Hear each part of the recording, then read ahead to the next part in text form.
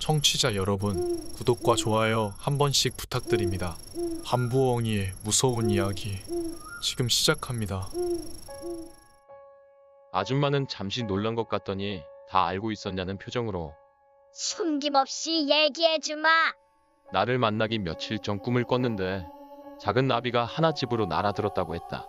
나비는 날개가 반쯤 꺾여서 버둥대며 아줌마 발 앞으로 떨어지길래 조심스럽게 들어 손바닥에 올려놨더니 금세 날개가 펴지며 날아가서 나비가 가는 걸 한참 올려다보고 있는데 그토록 보고 싶어도 단 한 번도 꿈에 나오지 않던 죽은 딸이 앞에 서 있었다고 했다. 말없이 미소만 짓고 있길래 너무 기뻐 안아보려 하니 사라졌고 잠에서 깼는데 뭔가 범상치 않은 꿈이라고 생각했었다고 한다. 그러고 며칠 후 뭐에 끌리듯 목욕탕에 갔고 거기서 나를 만나게 됐다고 했다. 처음엔 내 모습을 얼핏 보고 아줌마처럼 기구한 운명인지 알았는데 원한설인 귀신이 뒤에 붙어 길을 빨리고 있는 내 모습을 보고 얼마 못 가 죽겠구나 라고 생각했었다. 기도 굉장히 약해 보였고 거의 그 원기의 아우라로 덮여 있어 한눈에 봐도 위태위태한 상황이었는데 생각보다 내 경계가 심해서 더 이상 말 붙이지 못했다고 했다. 필연이면 분명 다시 만날 거라는 생각에 그냥 보냈는데 몇 시간도 채 되지 않아 만나는 것을 보니 네가 나비가 맞구나 하는 생각이 들었다고 한다. 내가 생각보다 순순히 따라와줘서 어찌 집에 데려오긴 했는데 아줌마도 앞으로 어떻게 해야 할지 난감했다고 했다. 그리고 그날 밤 꿈에 딸이 나와서 울고 있는 그녀를 가만히 보더니 자기가 죽은 것은 명이 다해서 간 거니 그만 슬퍼하라며 아줌마를 달랬다고 한다. 억울하게 요절했는데도 불구하고 너무나 평온한 모습에 아줌마가 계속 슬퍼하고 힘들어해서 딸이 극락왕생하지 못했던 것 같아 이제 그만 죄책감을 내려놔야겠다고 다짐했다. 딸은 아주 행복한 모습으로 아줌마를 응원했고 주먹 쥔 손으로 무언가를 건네주었는데 그것은 나비였다고 했다. 엄마가 지켜줘야 해. 그래야 우리의 업이 풀리는 거야. 라는 말을 남기곤 잠에서 깼다고 한다. 아줌마는 자리에서 일어나자마자 습한 기운과 악취 같은 게 나서 헐레벌떡 내 방으로 달려왔는데 나는 몸이 얼어붙어 있었고 그것의 모습을 목격했다. 엄청나게 큰 머리카락 뭉치처럼 생긴 원귀였는데 양기를 꽤나 빨아먹어서 그런지 힘이 대단하긴 했지만 아직까지 완전히 모습이 갖춰지진 않아 적당히 쫓을 수는 있었다고 했다. 하지만 임시방편일 뿐이고 정식으로 제를 지내거나 구명시식이라는 걸 하기에는 역부족이어서 제대로 만신이 되질 않으면 도울 수가 없는 일이었다. 그래서 결정을 할 수밖에 없었는데 결과적으로는 딸의 의지가 한몫한 거지. 내가 불쌍해서 그녀의 인생을 바꾼 건 아니니 부담 갖거나 미안해하지 말라고 했다. 순간 내 머릿속을 스친 건 지난밤 꿈에 나온 하얗고 여리여리한 소녀의 모습이었다. 아줌마에게 꿈 얘기를 하며 혹시 딸의 모습이 이러이러하냐 하니 거의 흡사하다고 했다. 살아생전에도 많이 먹여도 살이 안 찌고 몸이 약해서 불면 날아갈까?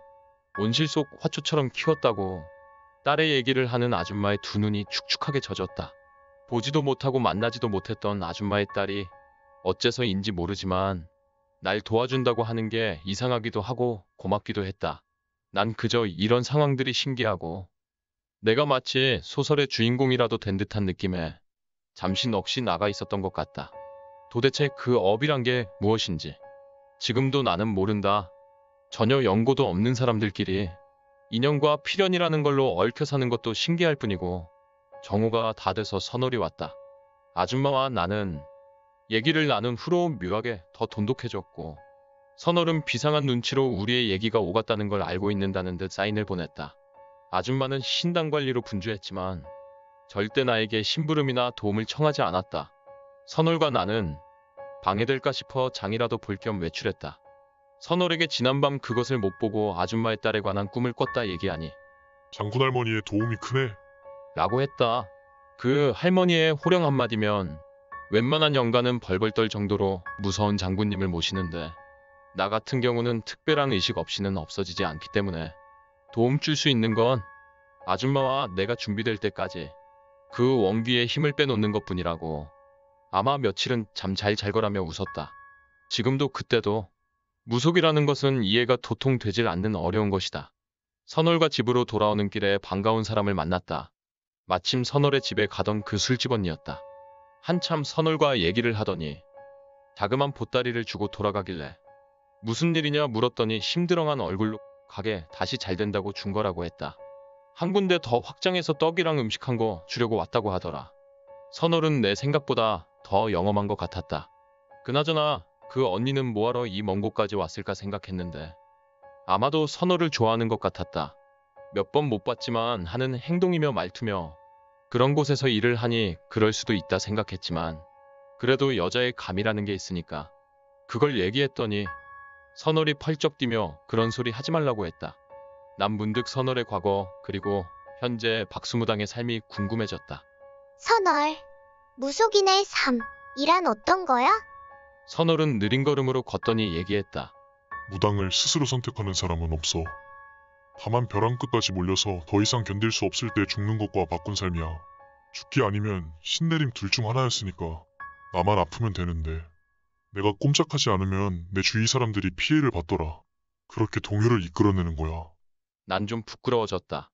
난 이렇게 아줌마와 선월 등 이렇게 많은 사람들에게 도움받고 있는데 그것과 마주칠 때면 고통이 끝날 수 있게 죽게 해달라 기도했는데 선월은 그 어린 나이에 도움 줄 사람이 아무도 없었고 심지어 친어머니가 직접 장군 할머니에게 보낼 정도였으니 그 상처가 말할 수 없을 정도로 컸을 것이다.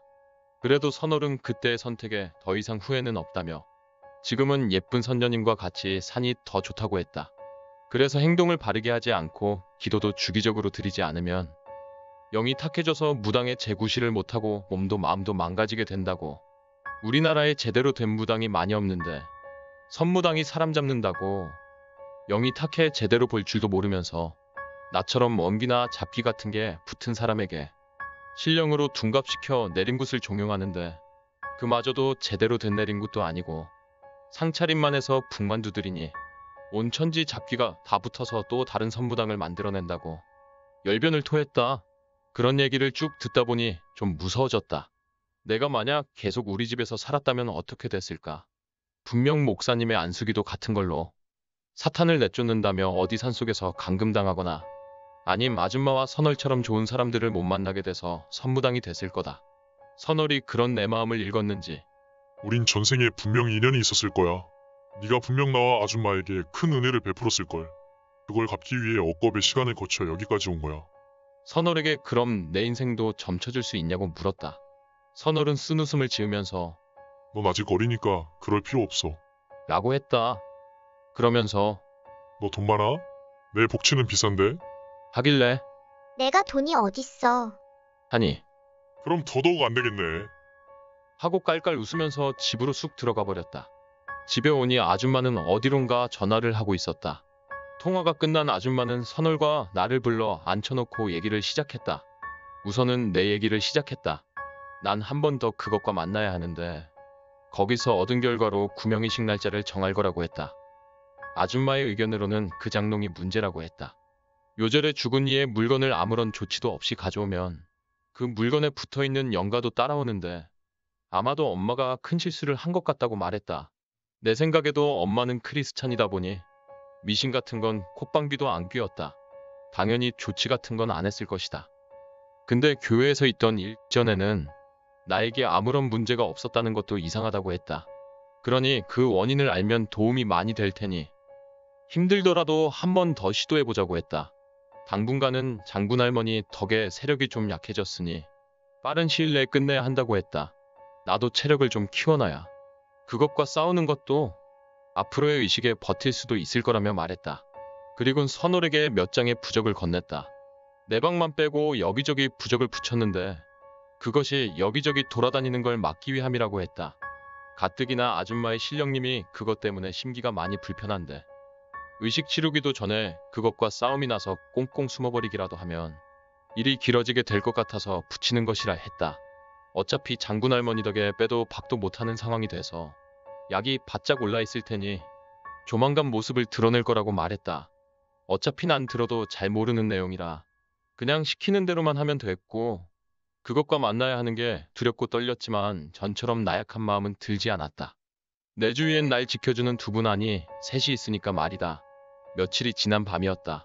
갑자기 추워진 날씨 때문인지 감기 기운이 들어서 골골거렸더니 선월이 약을 사다 주고 갔다.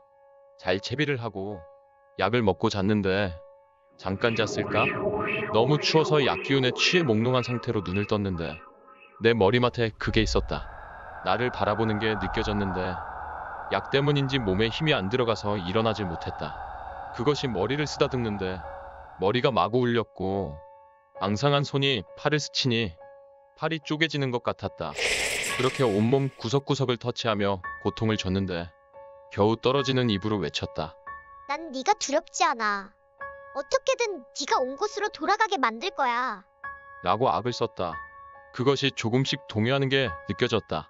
갑자기 그것이 내 얼굴에 그 더러운 얼굴을 비벼대며 가래 끓는 듯한 저음으로 얘기했다. 내 이름을 찾아줘.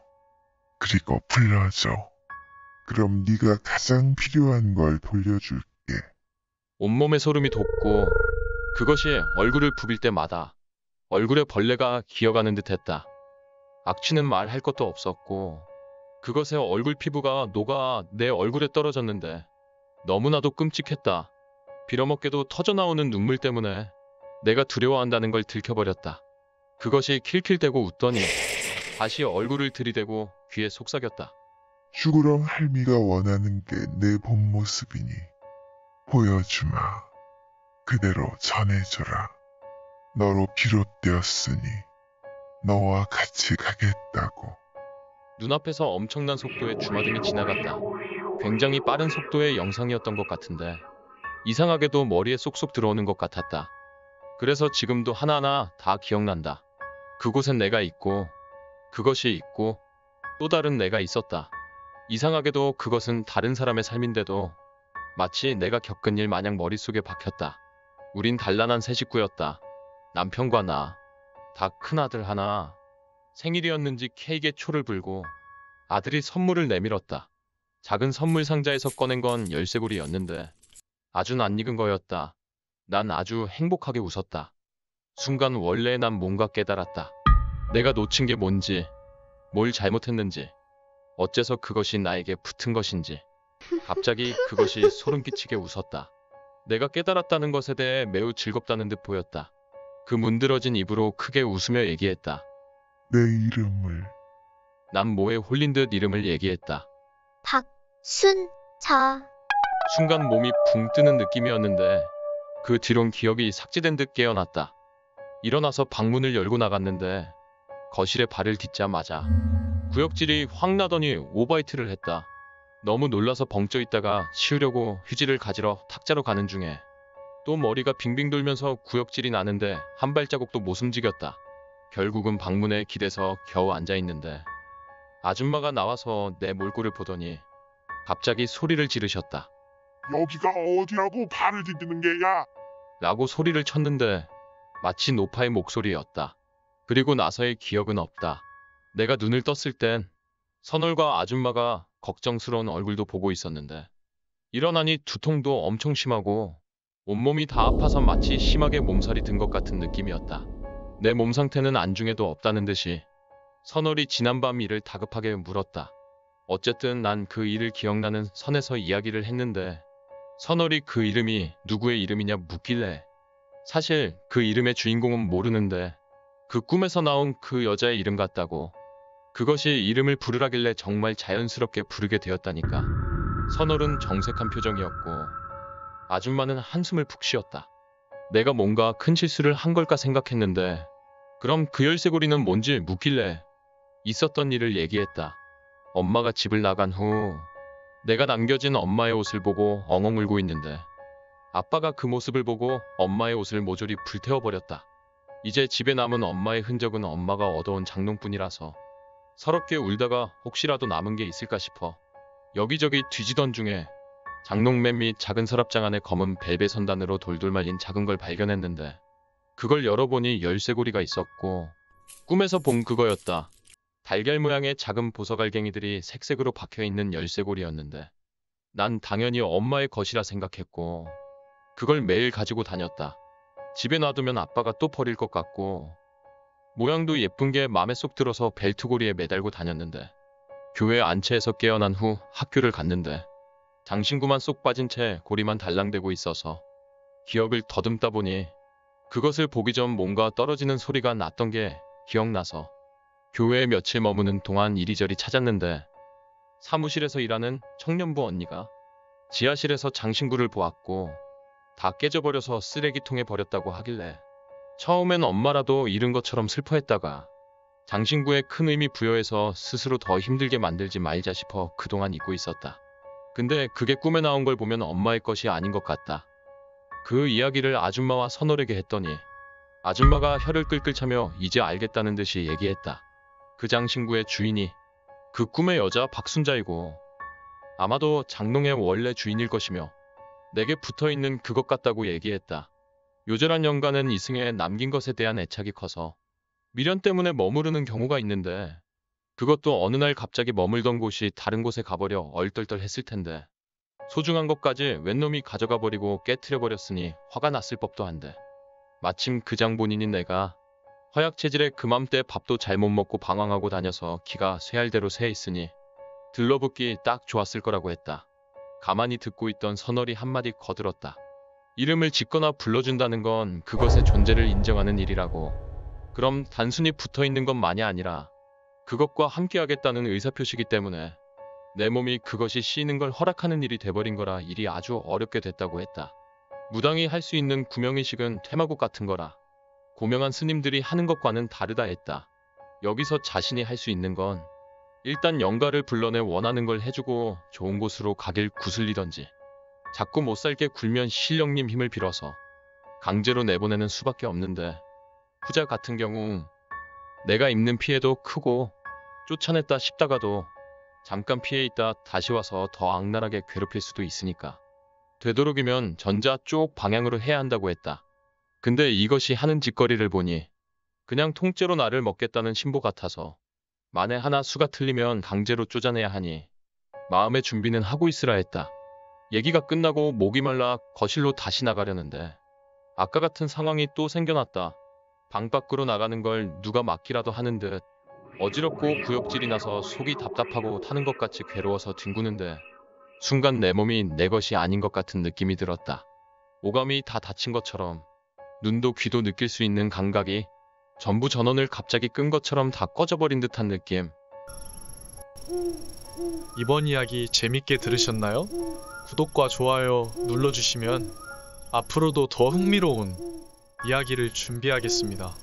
제 영상을 시청해주신 분들 행복한 하루 되시길 바랍니다. 감사합니다.